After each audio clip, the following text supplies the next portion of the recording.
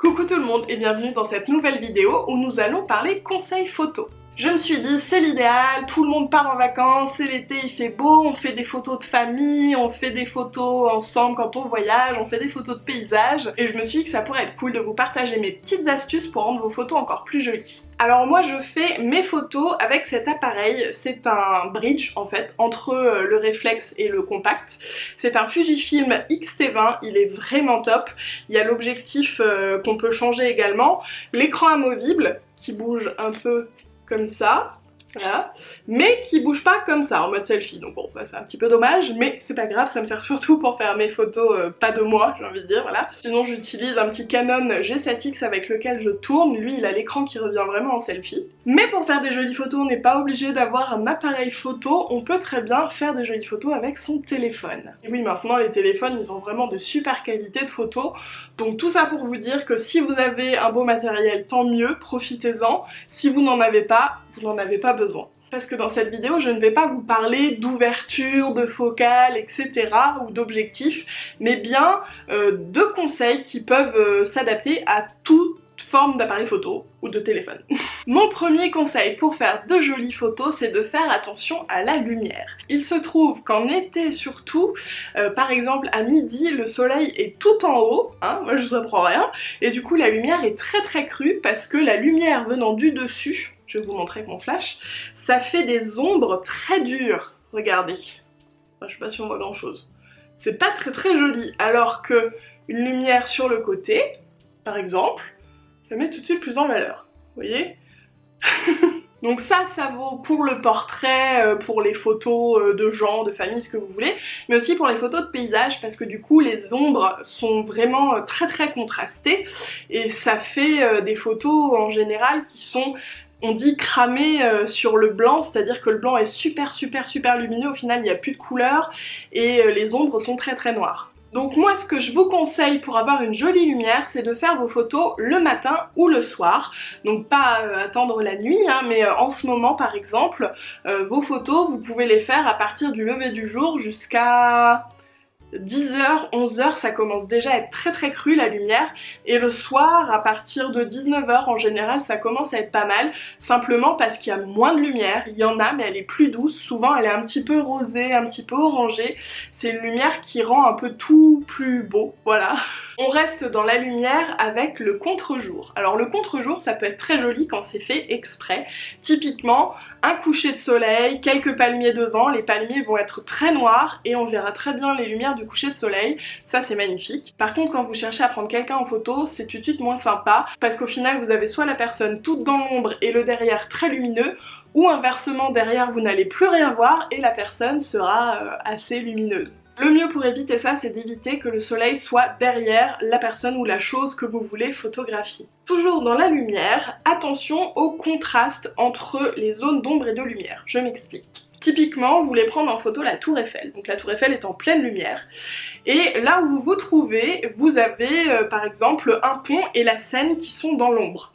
Et c'est dans votre champ. Vous avez donc la tour Eiffel dans la lumière et le pont et la Seine dans l'ombre. Quand vous prenez la photo, ça crée vraiment une coupure. Ça peut être intéressant encore une fois si c'est voulu, mais sinon ça crée vraiment beaucoup de contraste. Et souvent, la tour Eiffel va être un peu surexposée et le reste à l'ombre sous-exposé. Donc le mieux c'est d'essayer de prendre soit en photo quelque chose qui est en pleine lumière, complètement, ou alors complètement dans l'ombre, ça va aussi, il suffit d'augmenter un petit peu la luminosité, vous pouvez le faire sur votre téléphone, sur votre appareil photo, ou en traitant après avec un logiciel. Vous pouvez également prendre des photos mi-ombre, mi-lumière, alors je m'explique, typiquement à travers les feuilles d'un arbre. Vous voyez, ça fait un petit peu des zones d'ombre et de lumière, ça peut être intéressant aussi.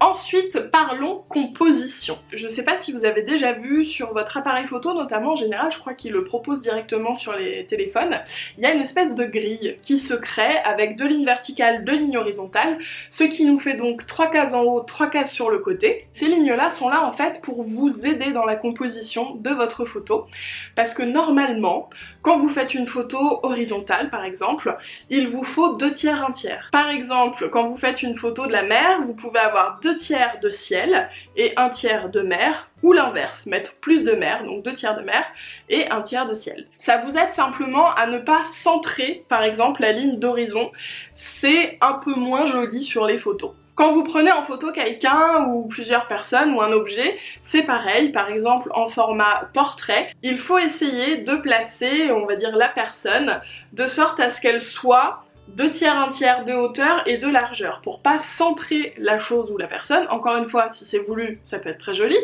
mais typiquement, c'est sympa quand il y a un petit peu d'espace au-dessus de la tête, par exemple 2 tiers au-dessus de la tête, 1 tiers en dessous des pieds, et 1 tiers à droite et 2 tiers à gauche. Vous voyez un petit peu le placement, j'essaierai vraiment de vous trouver des photos, ce sera plus clair. Et quand vous faites ça, si vous le pouvez, le mieux c'est que la personne regarde dans la direction où il y a le plus d'espace sur la photo. Moi je vous dis ça et j'ai fait des photos où c'est l'inverse, mais voilà, dans l'idéal, pour faire de très jolies photos, ça marche bien comme ça parce qu'il y a un sens de lecture qui est que vous suivez le regard de la personne et du coup ça coule bien sur la photo. Je sais pas si c'est clair. En gros, si vous prenez une photo, que vous avez le bord là et moi je suis là, attendez, comme ça, voilà. Si je regarde comme ça fait un peu bizarre. Alors que si je regarde comme ça, vous comprenez, j'aurais dû faire ça depuis le début. Et vous voyez, je suis à peu près placée moi-même en 2 tiers, 1 tiers. Je ne suis pas en plein milieu de ma vidéo, je suis un petit peu sur le côté. Et il y a un peu plus d'espace en dessous de ma tête qu'au-dessus de ma tête. Restons dans la photo de personne. Après avoir fait attention à la lumière, au contraste, à la composition, il faut essayer de faire attention à la personne elle-même. C'est-à-dire que si vous prenez quelqu'un en photo, c'est pas juste hop je t'ai pris en photo, c'est déjà regarder si ses vêtements tombent bien, si elle a pas la jupe dans les fesses typiquement, s'il n'y a pas une mèche qui part en cacahuète, si le reflet dans les lunettes va à peu près, si son orientation du visage prend bien la lumière et n'est pas toute dans l'ombre, ou si elle est pas comme ça et au final ça ne va pas, si elle n'a pas du rouge à lèvres sur les dents, il faut essayer de faire attention aux petites choses qui vont faire que la photo sera réussie. Il y a quelque chose qui est un peu compliqué, c'est la position des gens que vous allez prendre en photo. Alors le mieux, dans tous les cas, c'est un espèce de demi-trois quarts. Souvent de face, on est un peu bras ballants comme ça et c'est pas toujours très flatteur. Demi-trois quarts, je sais pas si ça se dit vraiment. Mais un petit peu paf comme ça, c'est-à-dire que vous mettez la tête bien droite et vous basculez un petit peu le corps sur le côté. Ça offre une perspective et un petit peu plus de mouvement. Vous pouvez aussi demander aux gens de bouger les bras, de toucher ceci, de regarder ailleurs, pas toujours regarder en face de la caméra, de l'objectif. Là je vous parle vraiment avec ma bébé expérience de photo de mode, parce que je m'en rends compte au fur et à mesure de ce qui marche, de ce qui marche pas. Je dis à mon chéri un peu plus comme ci, un peu plus comme ça, et on voit au final ce qui fonctionne à peu près à tous les coups quoi. Ensuite on va parler des angles de vue et ça c'est pareil, c'est vraiment chouette pour faire de jolies photos. En premier, essayez de chercher des angles de vue différents. On va prendre encore une fois l'exemple de la Tour Eiffel. Vous voyez la Tour Eiffel, vous faites quoi? Vous prenez le format portrait comme ça, de haut en bas la Tour Eiffel et voilà. Ce qui est très joli, mais ce qui peut être encore plus joli, c'est de chercher des angles de vue différents. Pour faire ça, on va essayer de bouger, on peut se baisser, s'accroupir, prendre par exemple complètement en contrebas pour les monuments, ça peut être super sympa. Au contraire, on peut monter sur un tire-bord, on peut essayer de trouver des petites feuilles, des fleurs à mettre devant et faire une petite composition avec quelque chose dans un angle. Ça peut créer un joli flou en premier plan avec une netteté en arrière-plan ou au contraire l'inverse comme on veut. Bon ça c'est tout simple à faire sur votre téléphone, il suffit d'appuyer à l'endroit où vous voulez qu'il y ait le point. Et le flou c'est pareil, ça rentre en compte dans les angles de vue parce que souvent avoir un premier plan un peu flou, des petites fleurs ou des petites feuilles, souvent ça marche bien, ça rend la photo un petit peu romantique, un petit peu, je sais pas, un peu intéressante, ça fait un peu pris sur le vif. C'est un truc qui marche vraiment bien le flou parce que ça vous permet de construire plusieurs plans dans une même photo. Vous avez le premier plan qui va être flou, le deuxième qui va être net et le dernier qui va être flou. Ça crée de la distance, ça crée de la profondeur, c'est ça le mot que je cherchais. Et ma dernière astuce, c'est de faire plein de photos. Ne pas lésiner, ne pas en prendre une, pouf, et voilà. Souvent, très souvent, tous les gens qui font de la photo en font, je sais pas, 100 pour en avoir 5 de bien. Surtout si vous prenez en photo des gens, dites-leur de bouger, de changer de position, d'expression, prenez plein de photos parce que c'est pas simple de réussir à vraiment capturer une personne et en plus à ce qu'elle aime la photo par la suite. Donc vraiment n'hésitez pas à faire plein de photos, même que ce soit des paysages, quand vous faites des flous, quand vous prenez des photos de mouvement, alors là au contraire faut en prendre plus, typiquement une moto qui passe, enfin voilà ces choses là. Ou alors un petit Marty qui découvre les bulles de savon, je vous invite à regarder, j'avais fait un post Insta là-dessus et il fallait faire beaucoup de photos parce que l'appareil à chaque fois essayer de faire le point sur les bulles, pas sur Marty, d'ailleurs il y en a qui sont un peu floues mais que je trouvais mignonnes quand même. Donc voilà, faire plein de photos. Voilà pour mes astuces, si vous en avez, n'hésitez pas à les laisser en commentaire. J'espère vraiment que cette vidéo vous a plu, ça m'est venu un petit peu comme ça, je me suis dit tiens si je leur donnais mes petites astuces photos. Donc voilà, c'est tout simple, c'est pas des choses qui nécessitent des connaissances particulières, mais ça peut vous aider à rendre vos photos un petit peu plus jolies. Si vous avez passé un bon moment avec moi, je vous invite à vous abonner à ma chaîne et à me laisser un petit pouce en l'air, et puis un petit commentaire, hein, ça fait plaisir. Et moi je vous fais des gros bisous en attendant la prochaine vidéo.